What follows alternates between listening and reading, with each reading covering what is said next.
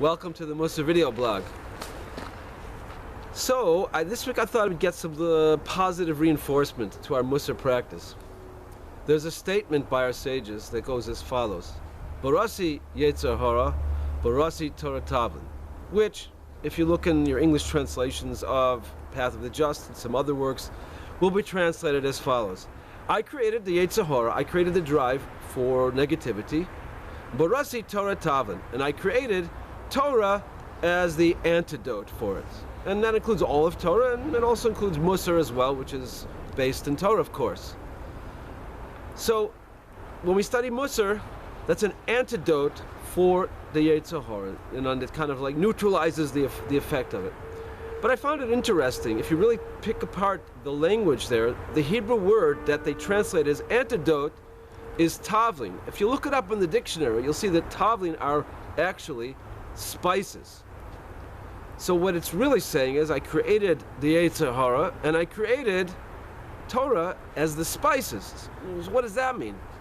So I think it's like this, that you know how it works? When you study Torah, when you study Mussar, when you really pay attention to what you're studying and you take it to heart, it's like spices. You know what spices do? Spices take a product that may be a little bit bland and they make it much better than it ever was. That's what happens. When we study Mussar, we become different people. We become better people.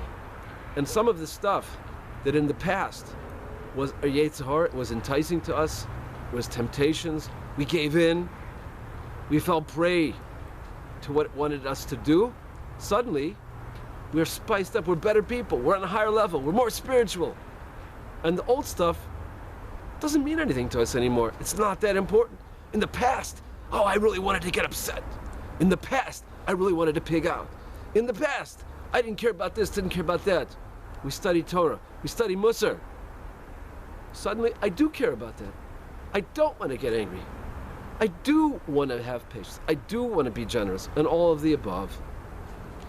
So, it's worth taking note in ourselves, because sometimes we don't appreciate what we're doing, but it's worth taking note in ourselves that if we study Mussar, if we have a regular Mussar practice, it's worth taking note that, you know what?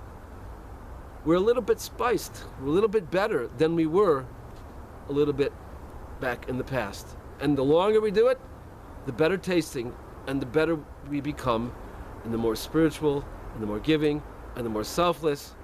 And it's worth, once in a while, not in a egotistical way, but just in a practical way, just to take note, it's worth giving ourselves a pat in the back once in a while, because we want to keep our aspirations high. And when we realize that we're getting there, it'll keep us going more and more and more. See you next time.